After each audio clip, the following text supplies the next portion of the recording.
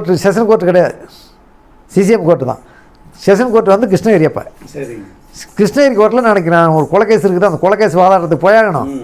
நீ இப்போ ஒன்று பண்ண மாட்டாங்க, நீ நம்ம கண்டிஷன் கையெழுத்து போய் போட்டு வா அப்படிங்கிறாங்க. மேட்டூர்லேயே தான் கையெழுத்து போடணும். ஏன்னா இது சத்தியமங்கலம் ரேஞ்சுக்கு சேர்ந்ததுங்கிறது எனக்கு தெரியல. அப்புறம் அதுக்கு பின்னால் சரி இப்போ இங்கேயே போய் கேட்கலாம் அப்படின்ட்டு போனோம்.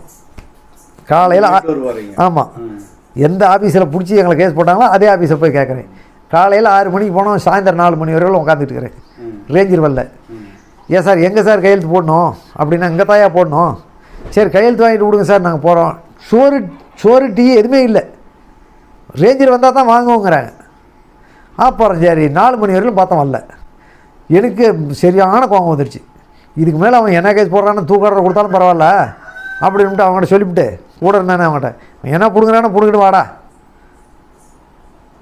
இதுக்கு மேலே நம்ம போகலாம்.